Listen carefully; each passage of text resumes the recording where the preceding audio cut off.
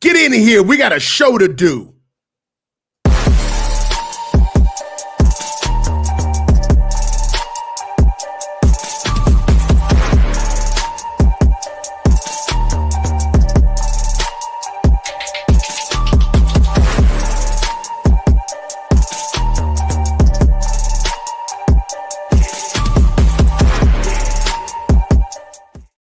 We are here. We are here. Welcome back to the Coach's Huddle with the Field Beats family. It's your boy, the Coach, and it's another weekly installment of the Neutral Zone. I got my boy Damon, aka Chunder Boy, coming with the Niner Narrative podcast, one of the most analytical, sterile, and to the point platforms on the YouTube universe that you will see. What's going on, Damon? I appreciate that introduction, my brother. We're just trying to bring a little context to the conversation. That's all we're doing over here. All day, dog. Hey, we got so much to talk about. We over here giving up the stats that we're not supposed to give up. So, first things first, let's get into it. The San Francisco 49ers are 3-1.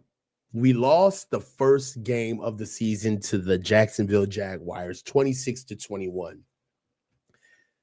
And there's so many ways we can go at this, but I would be remiss not to start with the signal caller, Brock Purdy. Now, we're looking at 22 for 38, 309 yards, 8.1 yards per attempt, 2 touchdowns, 2 picks, along with 31, 1 sack, and a quarterback rating of 79.8. It was reported that Brock Purdy is coming off of a turf toe injury, first diagnosed from 2 to 5 weeks, blah, blah, blah, yada, yada, yada. Mac Jones wins 2 games. Brock Purdy comes back. Now, all of a sudden, Brock Purdy is hurt again. Where do you stand? Give me the genesis and the revelations of the whole thing. Talk to me about the start, middle, and the ending. How do you feel about Brock's performance, the decision to get him, the decision for him to play, and now where we stand walking into a very tough game against the Los Angeles Rams? I'm really disappointed in the way that Brock played. As we all know, I'm the Purdy apologist on this particular show. The thing that bothers me most is the overthrows.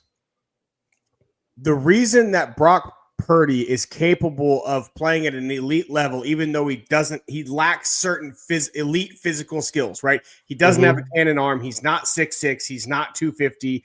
All these other things is because he throws with anticipation and precision. Not accuracy is being able to hit an open guy. That's accuracy. Precision is putting a ball out in front of a guy when he's running so he can catch it and keep running. Accuracy is putting a ball on a guy's back shoulder because there's a safety coming to blow him up and he's protecting his wide receiver, right?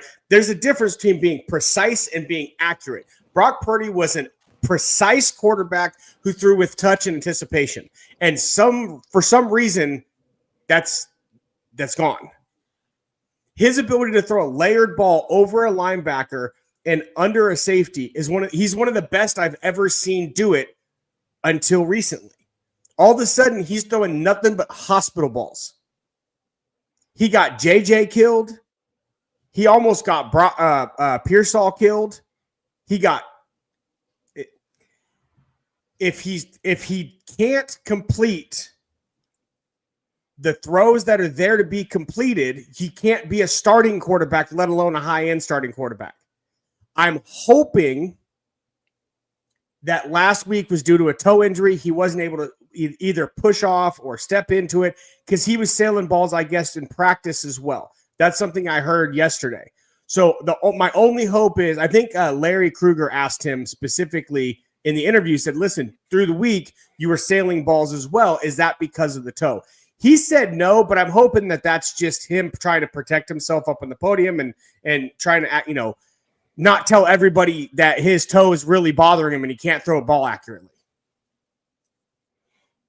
Look, I want to get to this comment real quick. Jesus is truth.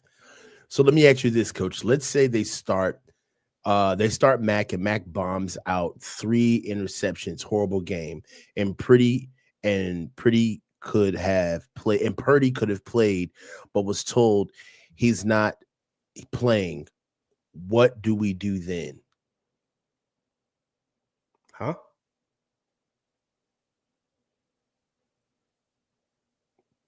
I don't understand that. Let's move on. So look, the biggest thing right now for me is the decision making around the emergence of Mac Jones, not the health of Brock Purdy. And I think this is kind of like the tail wagging the dog in a sense. Mac Jones having good games is exactly what we brought Mac Jones to do. That's what we brought him here for. We brought him here for exactly what he's been doing with the team. So, the narrative that, Brock Purdy is rushing back because of the success the synergy that's happening with the offense by way of Mac Jones being that quarterback. I hate to say this, but it's a real thing. On a mature team, Chunder Boy, like, this would be something to be laughing at, right? This would not be a big deal. But here it's real. And I don't know if Brock is going to play. He was a scratch today. He was a DNP for practice today. So unless he's a game time decision, you need to at least have 2 practices to be able to play. Yeah, he's got me shook, man. Honestly, I'm just seeing things trend in the wrong direction.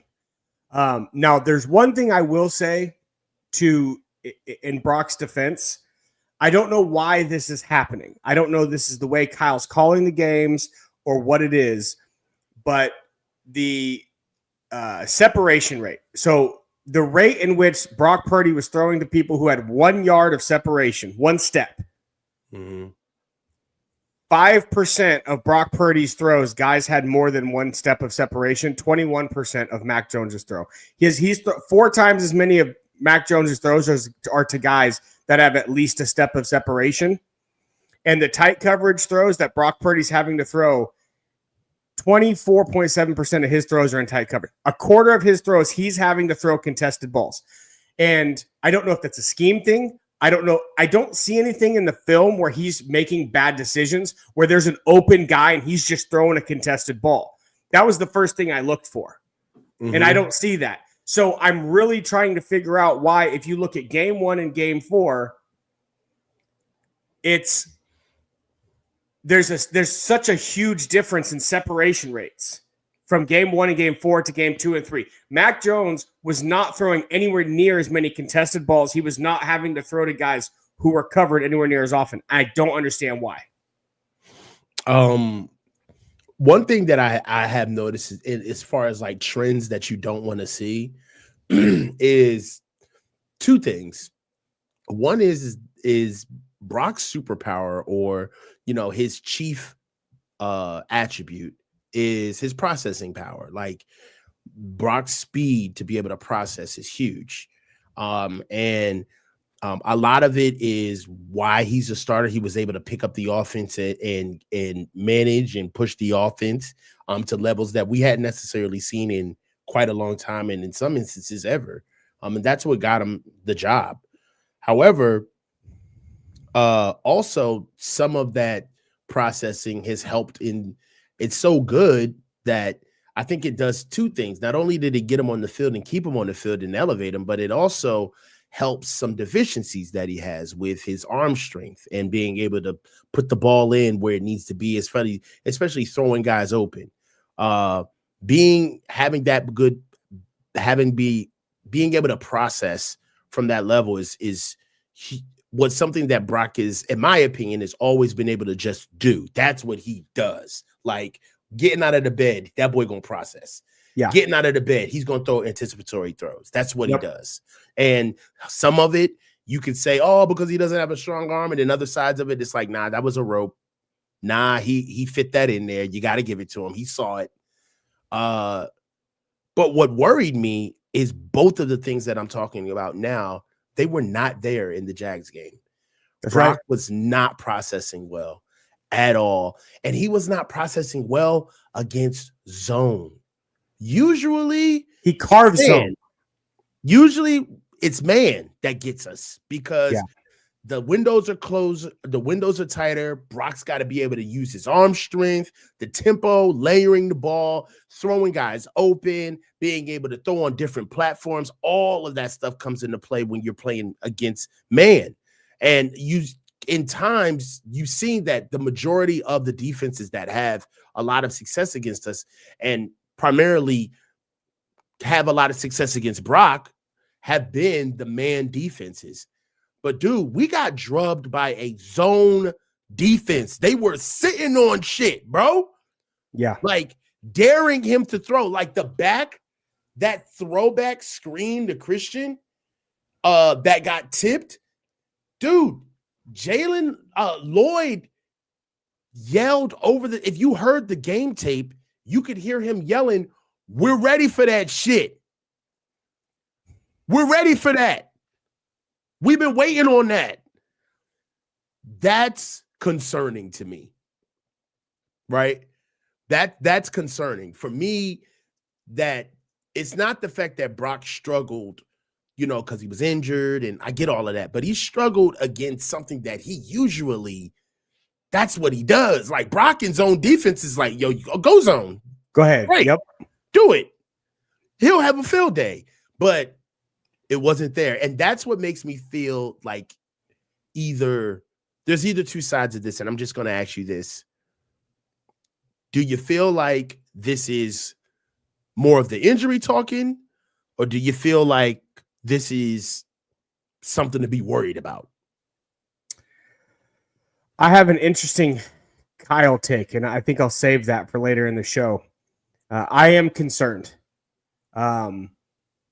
My primary concern is that when you and I used to discuss Brock, you would bring up things, and I'd be like, I don't care about that. I'm not worried about that. I don't care about that. I'm not worried about that. Right? Infuriate and you get so mad at me. And the reason is because I was like, listen, if he processes at a high level and throws the ball precise, the most important thing, what's a quarterback's job? A quarterback's job is to distribute the ball where it's supposed to go. And don't turn it over. That's it. Well, it's not supposed to go to the other team. So your job is to and that includes getting your team in the right play, right? Handing the ball off when you're supposed to and throwing the ball when you're supposed to. That's all part of the process. His only job is to distribute the ball where it's supposed to go, and Brock's been doing a really poor job of that.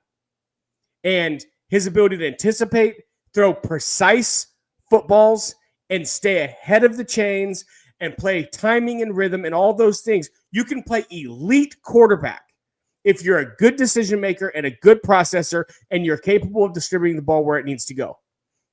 So all those reasons that I was not concerned by the very real concerns that you were putting forth is because of these other skills that he had, and they seem to be waning. And I don't understand why, because they're not the type of skills that get worse over time. They're the type of skills that are supposed to get better over time. He should get better at processing the more he sees NFL defenses.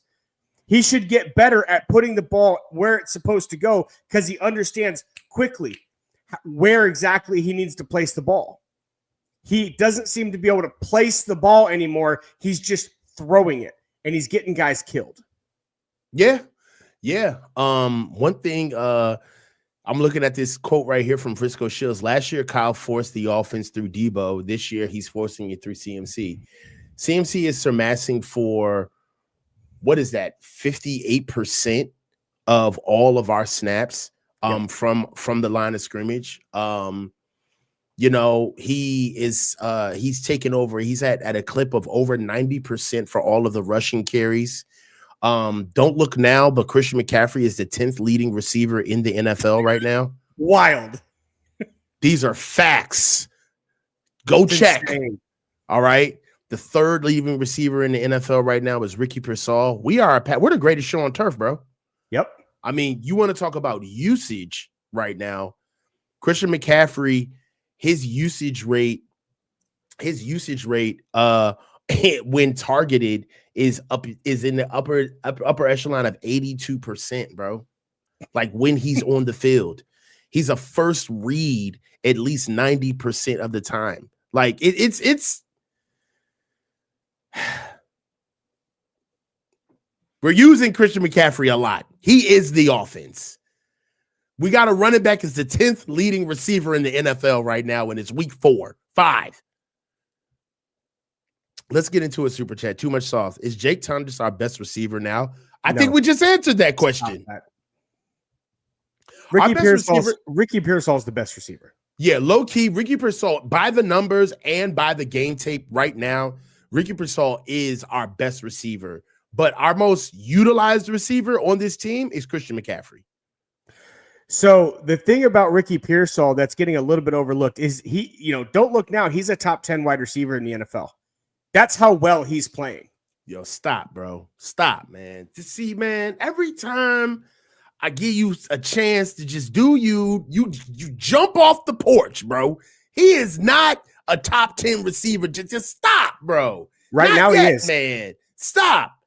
This is you know what you're talking about. You know what you're doing. And you know what? God bless you for staying consistent. You did this shit with Brock Purdy too.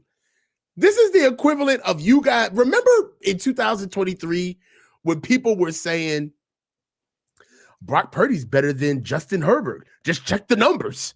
If you just look at it right now, Brock Purdy's way better than Brock Purdy's better than Patrick Mahomes. If you really check the numbers I never said that shit. I never said that shit. Bro, you know what I'm talking about, bro. I never took it that far. Man. Don't do that. Like, I just come on, man. This is a children's show. You in here talking about Ricky Pearsall as a top 10 receiver. Stop. Why is he not a top 10 receiver? Because he hasn't shown a time on task. Because he hasn't played a full season yet. Okay. Because he hasn't been the number one option on an offense to become a stop. Why are you making me do this to Ricky? I like him. You're fair. That's fair. There's not enough time on task to make that kind of a statement. Fantasy football bullshit. I'm jumping the gun. I'm jumping the gun a little bit on Ricky Pearsall. I did say before this, I said months ago that I thought Ricky Pearsall was going to have a huge season. And the reason is not because Ricky Pearsall is that good. It's his fit in the offense is literally glove in hand. Okay. And so he is a really good wide receiver. It's the same thing with Cooper Kupp with the Rams. Cooper Kupp was the best wide receiver in football for like 3 or 4 years. It's not because he's the greatest receiver of all time. It's he had a skill set that was specifically designed to he played in a system that specifically accentuated his skill set. Okay. And now Ricky Pearsall is getting that same benefit. He's playing in a system that specifically accentuates the things he does well. All right. Let's move on to the next topic, man. I'll let you cook on that one. I gave you a chance to, redeem yourself. I'm just, you my guy. No, you got to slow me down. You're my brakes. You're put the brakes too on much the car. dick on your chip, dog. You was on a roll. You're and the I was letting you go in, and then you said the whole Ricky thing, and I was like, whoa. Slow down. Wait a minute. Bring it back. All right. So let's get into our next topic, the trends with Kyle.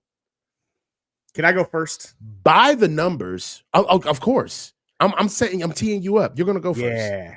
But pause. Yeah, but by the numbers, you are insane.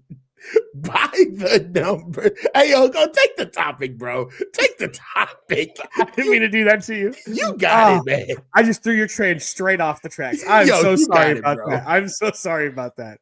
So I actually kind of wanted to tee you up with this take, and that's kind of why I wanted to get out in front of this one.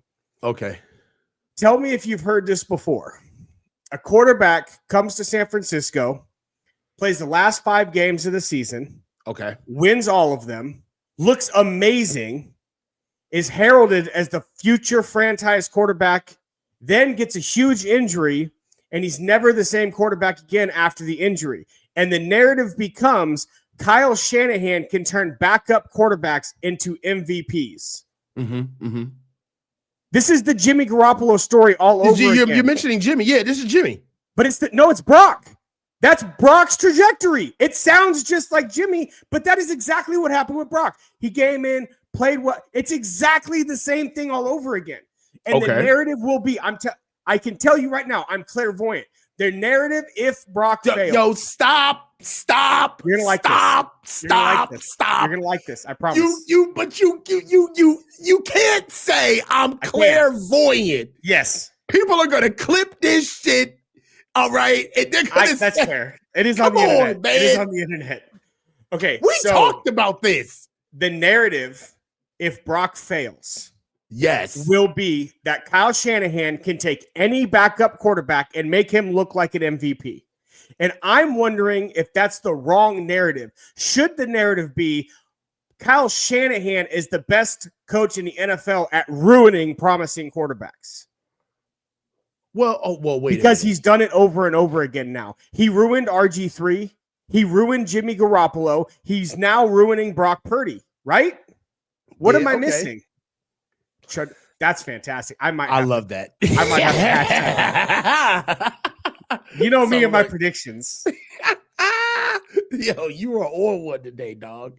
So, I think you're going to. I feel you. And it was a good take.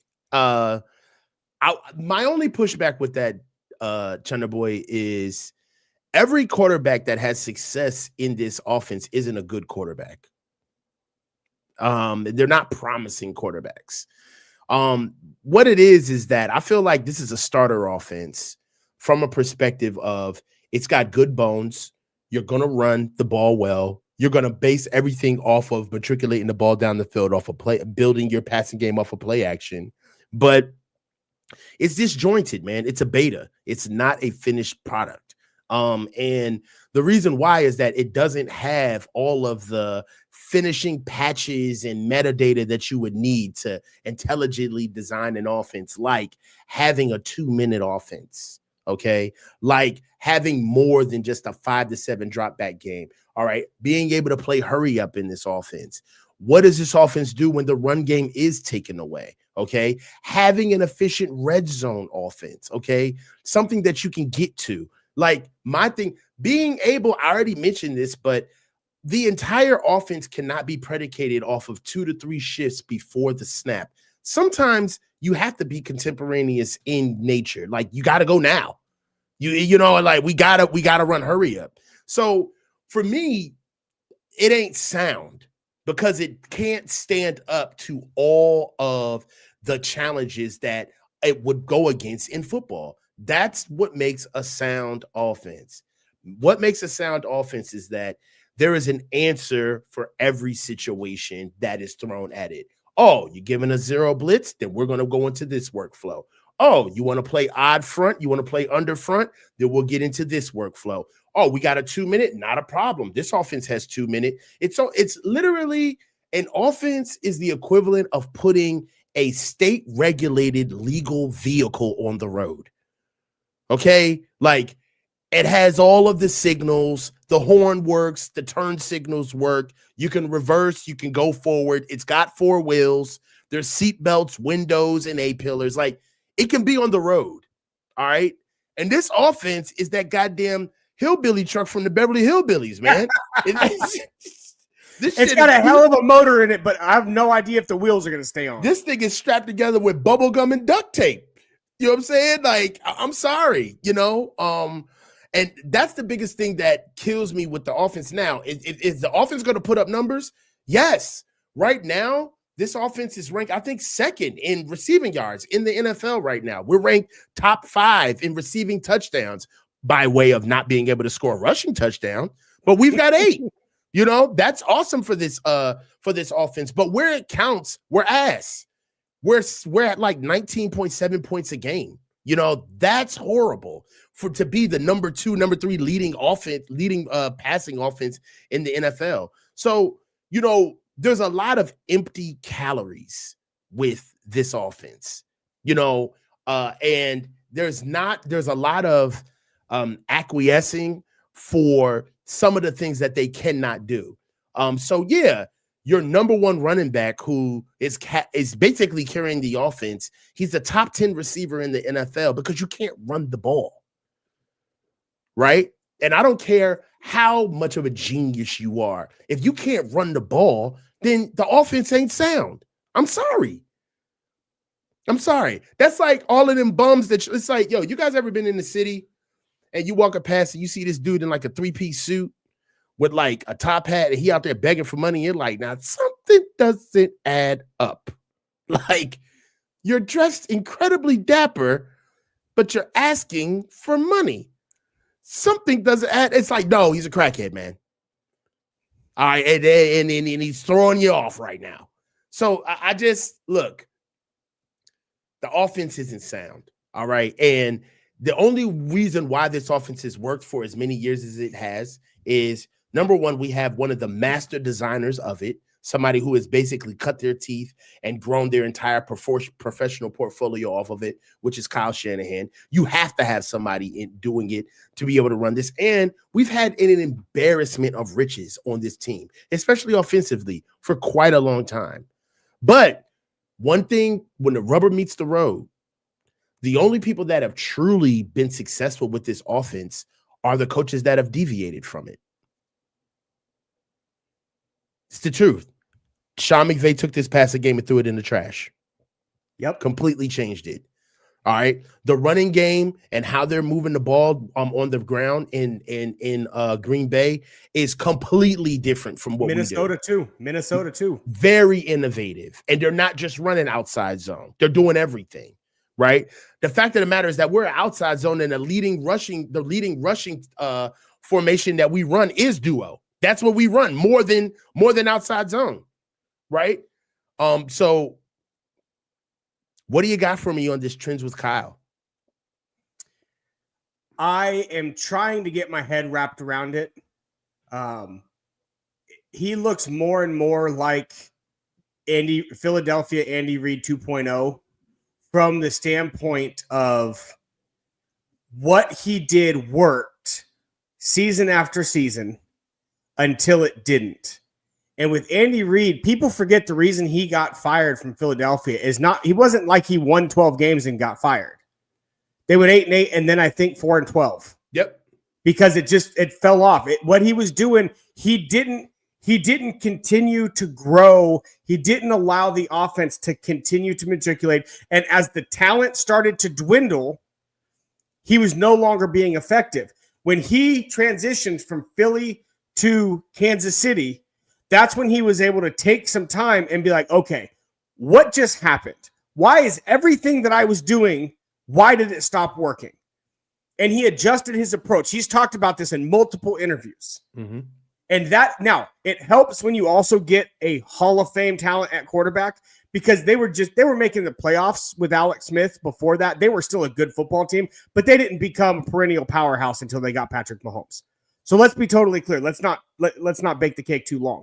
Mm-hmm. But at the end of the day, if Kyle Shanahan is not willing to totally reevaluate his approach, he will suffer the same fate as Andy Reid, and he might not get as lucky as Andy Reid did in his second time around, because this isn't going to last unless he reevaluates it.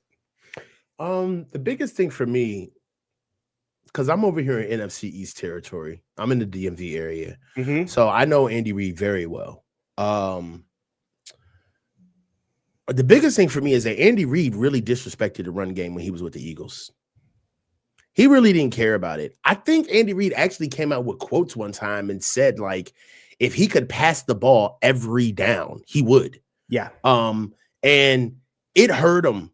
And one thing about it is that Andy Reid, not only you would think that a guy who only wants to pass the ball all the time really wouldn't have that much onus or invest that much in the offensive line. But Andy Reid is not only invests in the offensive line, but Andy Reid is one of the best offensive line evaluators of talent in NFL history. Honestly, he's really up there.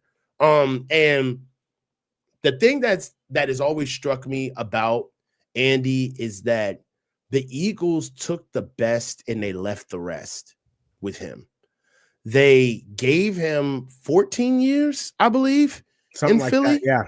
They gave him a lot. They gave him more than enough time for us to see exactly what he is. And who knows? That may be what we may have another 5 years of Kyle. Who knows? Right?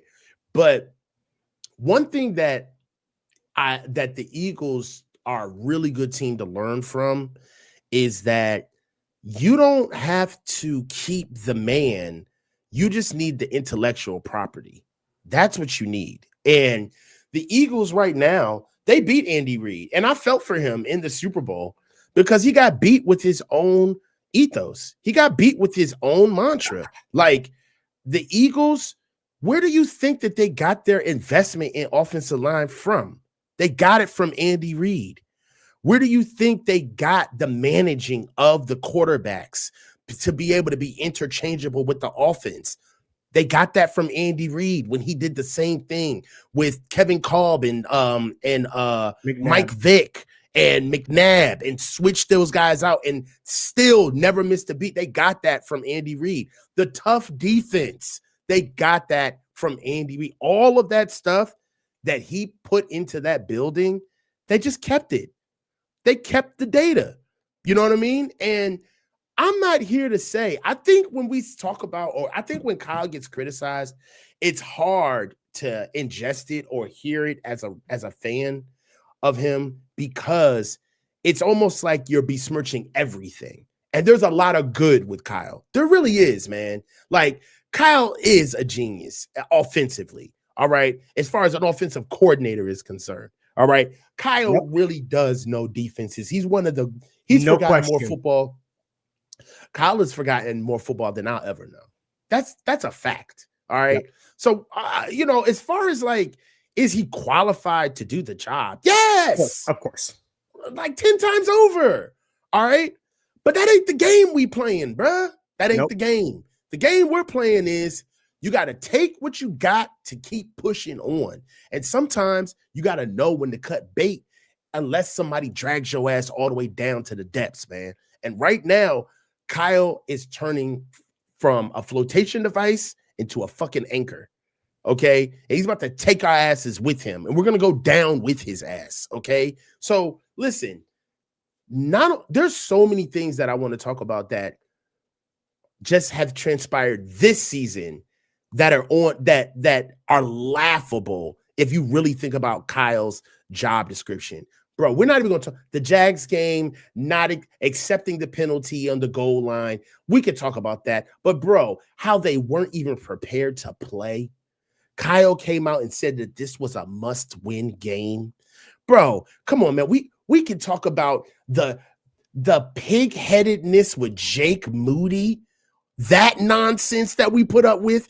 Literally a scar from 15 years ago. 15 years ago, you had a kicker that you wanted to get rid of, and he ended up being a Pro Bowler for the Seahawks. By the way, it's Graham Gano for anybody that wants to know which kicker that is he's talking about. 15 years ago, this one weird oddball shit happened, and now you can't get rid of a kicker who clearly can't make field goals consistently. Come on, man. That's insane. Like that whole nonsense with Jake Moody was embarrassing. Bro. Like, come on, bro. Then the whole thing, talking to the team, talking to us before the season starts. Oh, well, we're going to be a different team. And week 12, you just got to stick with us. And then here you go, forcing Brock to play by week 4. Talking about, like, it just, look, my biggest thing right now is that there is a time where you're going to have to realize, all right, what's the best that we can take out of this situation so we can move on before we go down? And I think if we do not make the playoffs this season, that conversation is going to come sooner rather than later. Yeah, I think, unfortunately, there's a couple of trends with Kyle that are really concerning. One is his trends in the red zone. He has never had a good red zone. I mean, I would say never. He's probably twice or something like that. He's had a good red zone offense, but probably like, when he had Julio or when he had Andre Johnson, those offenses. But he's never been really good at calling the game in tight spaces. If he has the whole field to work with and can call it however he wants to, he is a fucking mastermind. Another trend, though, and I'm trying to look this up kind of on the fly, and this is going to, I think, lead us into our segue us into the next spot. Why is it that this team all of a sudden can't get turnovers again? You know, this team just broke a streak, and we now have the record for the longest amount of games without a turnover in the history of the NFL. I'm sorry, without an interception in the history of the NFL. I can answer that. Please do. We don't have turnovers because we don't have a pass rush. Turnovers only come from two different ways, man. I mean, we're talking about interceptions, right? Not fumble recoveries, but interceptions. They only happen two different ways. Either bad balls, good coverage, or good pass rush, bad balls, good coverage. Like that's it. Either you force it out or you're there before it comes out. That's it. Pause. So many pauses on that. But my biggest thing right there is that half of the people that would be getting these picks are blitzing. I don't blame I'm not really hardcore on the defense about getting picks this year because we're engineering a pass rush with so many different guys all over the place that being able to like count on picks it's gonna be slim pickings just because of the fact of what we got to do to create pressure. We can't create pressure with 4 down linemen. We can't. And we used to be able to. Yeah. Yeah. So, I mean, look, I don't – that's my answer for the lack of picks. You know, there's only 11 guys on the field. You can't put more on there. So, if you rush 7, right, you rush 6, you rush 5, you know, you got guys locked at 2 safeties over top helping out corners. There's only a couple of guys that are going to be there and, you know, stay in phase to be able to make plays like that. And mind you, we have guys that are by hook or crook. They're going to get there. I think that the defensive pass interference on up to Stout yesterday was disgusting. Like that was such a bad play. Did you think that was DPI? No, there's a little bit of a pull on the jersey, but I think that happens on almost every route. If the guys are that close to each other, his arms are not extended. He did not get his arms extended, and that typically is what is going to get the call, is if your arm gets extended away from your body. When you're in close like that and you grab a guy to hang on to him on an out route, that's not PI. Happens on every out route in the NFL. 100%. All right, man, let's get into our next topic. Turnovers. It's not enough that the Jacksonville Jaguars drubbed us, but they had 4 turnovers to boot. Now, we can't say that we didn't see them coming. This is the number 1 defense in the league with turnovers. They came into our game with 7, all right, whether it would be takeaways or picks, and they added 4 to the total. What was that? 2 picks and 2 fumble recoveries? Yeah. There was a strip sack at the end of the game. There was the fumble early on by Luke Farrell, and then there were the 2 picks by Brock. One thing that I will say is that everybody has a hand in this, the protection, the quarterback, and the play calling. Why? All 4 of these turnovers happened on first down. All 4 of these turnovers happened on passing downs. We don't have a running touchdown yet. Why are we passing so much on first down, bruh? Why aren't we setting the tone and running the ball early on? If you can't run the ball well, wouldn't it behoove you to figure out what you can do on first down? When there's nowhere but up, get on outside zone. Run your now routes. Like, get that stuff going now on the first down. Tell me how you felt about the turnovers. And for context, I mean, I gotta rub this in your face, Mr. Brock Purdy guy. When's the last time Brock has had a start without a turnover? It's getting kind of bad. Talk to me about this. So this is one of the things that you used to say to me is that you were concerned about is Brock's too loose with the ball. You go back to his college days. He threw like 14 or 15 picks or something like that. Like he's always kind of had this history of being a gunslinger without a gun. And that's a problem. It's a real problem. My contention was I'm willing to live with a few picks if the rest of his play continues to be elite and efficient and everything else. If he throws one here and there, I'm willing to live with 12 to 15 turnover picks every year as long as you're also throwing 30 touchdowns. Mm-hmm. The problem is when you throw 15 picks and only throw 20 touchdowns. That's a real problem. And Brock is now backsliding into the kind of quarterback that is not offsetting some of the bad with all of the good.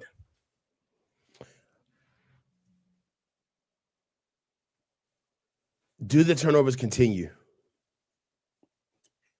For the near future, yeah, I think he gets a hold of it, though. I do. What evidence do you have that would show to the contrary, sir? None whatsoever. It's purely a hope and a desire of my heart. I have no good content to add from a statistical standpoint or from a game tape analysis that would suggest in any way that Brock Purdy is going to correct this issue. It is nothing more than a desire of my heart that he does not turn into the next Jimmy Garoppolo. So this is all lollipops and rainbows. Yes, Great. it is. Great. Yeah. All right, man. Look, it's not a good trend. It's not a good trend. It's not a good trajectory. And I'm not going to sit here and act like it is. Is there an element of this where you think that Brock was trying to do a little bit too much? Was he pressing? Of course. Absolutely. He's not playing within the structure of the offense as well as he did before. Now, some of this, okay, if I am going to protect Brock a little bit, some of this is extremely high pressure rates, extremely low separation rates. I'm not going to act like this is just 100% all Brock's fault. There's other exacerbating factors that have made the situation more difficult for Brock, but I don't care about those other factors. I care whether or not you're able to overcome them or not, and he has not been overcoming the additional factors that have made his job harder. And that's just the end all. I don't care. Oh, yeah, I'm a big Brock Purdy fan, but if the result's not there, I'm not going to lie. I'm not going to act like it is. All right, so let me ask you this. And I already have an answer to this, but let me just ask you this. Let's say right now it's trending that Brock's not going to play, right? And let's say Mac plays. Now, if they're smart and this is serious, in order for them to kind of corral this or get their hands on it, Brock may have to sit down for like 3 weeks at the most, right? Mm-hmm. Let's say 2 weeks. Mm-hmm. So 2 weeks is the Rams and the Bucks. Who do we have after the Bucks? Houston, maybe. I think it's Houston, right? I know we have them coming up in this next 4-game stretch, but it might be Atlanta thrown in there somewhere. Hold on. Yeah, we got the Rams, the Bucks, and we got Atlanta. Let's say Brock is back by Houston, but the Niners are 5-2. Does Brock get the starting job back? When does Brock get the starting job back? Immediately. There's a couple of reasons. Okay. Even if we don't agree, even if you get me to turn on Brock also. I'm just being messy. Yes. You're not going to sit a $53 million quarterback. So here's one of the things that's getting overlooked because Brock played poorly this weekend is he actually played way better than people think he did in week 1. His completion percentage over expected was 12% higher. The expected completion percentage was in the low 50s and was in the 50s, and he completed 72% of his passes. He played way better with no separation from the wide receivers, under constant pressure. His pressure rate in both of his games was double or more than Max was. It's insane how different the circumstances have been for Brock in his 2 games than they have been for Mac. So there's 2 things. One, Brock Purdy, after they go through this next 3 games, the rest of the season is essentially smooth sailing as far as competition goes. You don't know that. Why would you say that? Just based on the teams that we play on the back half of the season, what they look like early this year and what they looked like last year. There's only 1 or 2 teams on that back half that look like maybe they really turned things around. The Colts, for example, look like a real team, right? So that's a game we thought was really going to be a that's a win, and that's a win in the projection column. And it turns out that's going to be a lot tougher than it looks. But there's really only one or two of those teams. The rest of them are kind of who we thought they were one quarter through the season. And so Brock's going to get put back in the game. They're going to be easy games in front of him. So I really don't think this is going to be that big of an issue. But you don't sit a $53 million quarterback after one bad start. It's not going to happen. It doesn't matter what Mac Jones does. I'm with you. That's just the NFL. I'll say this. The games that we do have left, the toughest ones we have, are in the division. Yes. We got to see the Rams again. Yep. We got to see Arizona. And Seattle's getting not better what they and better. were in week one. They're getting better and better. They're not who they were in week one. So right now, you throw in Indy right there. That's 4 games. All right. On top of the fact of keep fucking around, man. We don't know what the Giants is going to look like with Jackson Dart. Yep. Yeah. So Caleb Williams is going to get his act together. We got to play Chicago in week 17. So what are you talking about then? You just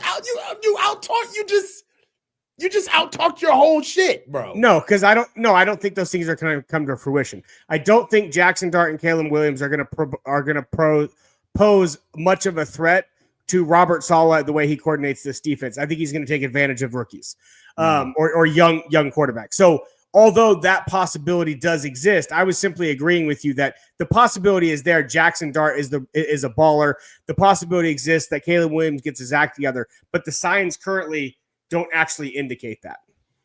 And Jackson Dart, it's only been one game, so it's been one game. Yeah. I just wanted. I was doing a little too much, trying to be dubious. Yeah, it's only one game, but I gotta be the Jake Breaks this time. Yeah, but hey, look, I'll tell you, it's going to be interesting to see how the rest of the season plays out. The turnovers, I think that they're not going to stop. One thing that I have noticed is that we're going to start seeing a little bit more mistakes from CMC because I think he's getting overused. I think as games progress, he's going to get a little bit sloppier. Not because that he's waning in talent or anything, but he's getting older. And there is a little bit of all of these guys are kind of like they're either pressing. or they're like there's a realization. Did you see Trent Williams' face after the game when he gave his interview? Yeah. You want to talk about sober as a judge. Wow. Usually I can almost kind of like count how many J's he was in that day. Like, no, Trent looked shook. His eyes were wide open. He was just like, I don't know what to tell you. He looked dazed. Dazed. Yes. All of that first thing I noticed. Shit, that Suge Knight shit was out the window, wasn't it? Trent was like, look, I don't know. I really don't know what to tell you. It's not on Brock. It's on us. Like, that's the first time Trent looked corny in jewelry. I was like, man, just take that chain off, bro. You look bad. Take the chain off, man. Yeah, depression and jewelry don't look well together, man. Take the chain off, man. You just lost. Calm down. Look, I think that there's a realization of these guys understanding that it's not enough to say I'm going to get ready for camp. And they thought that they were going to play their way into shape because they were going to lean on each other. I've coached good teams. I've played on good teams. And I played on good toxic teams too, where we won games that we weren't a good team. We intrinsically weren't like a good group of guys. We were just a bunch of good guys together, right? And there's a difference. There really is. And I remembered being on those teams, coaching and playing, and there were certain amount of guys that kind of like held the banner, right? And pushed it forward. But the coaching staff kind of used those guys as like the guide-ons, like, hey, follow these guys, they'll get it done. They believe in the way. But all the rest of the guys who they knew were barely going to come to practice, like all of these guys where if it was up to them, they'd be late.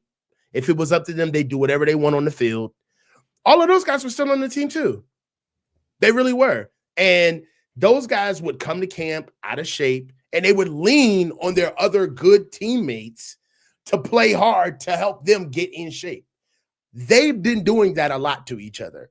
Coming in here, using camp as a way to get in shape. Dog, the only time you're supposed to be getting in shape during camp is when you play in high school football. That is the last time in your career where you're supposed to be coming to camp to get in shape. After high school, man, you need to be coming to camp in shape.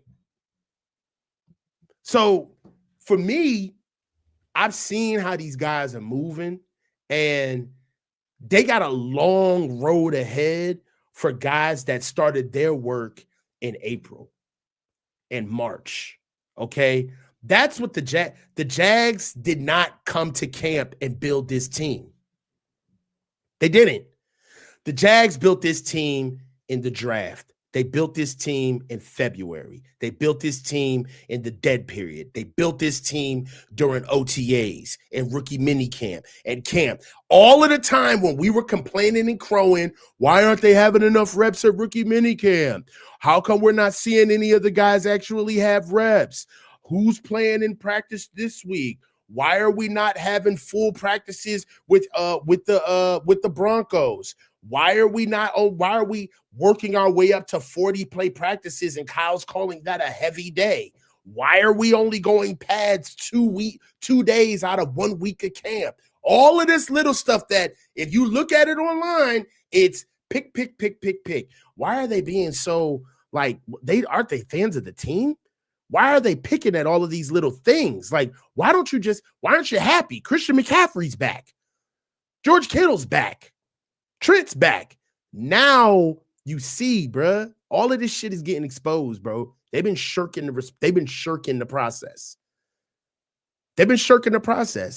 And that's why there's turnovers. All right. That's why we lost to a team that had 12 penalties. They had 12 penalties on the road and they still won. You know why? Because they out-fucking played us. That's why. You can have mistakes when you're doing it fast. I'm just being honest. I had a lot of kids that I coach. I don't care how you fuck up, as long as you fuck up fast, baby.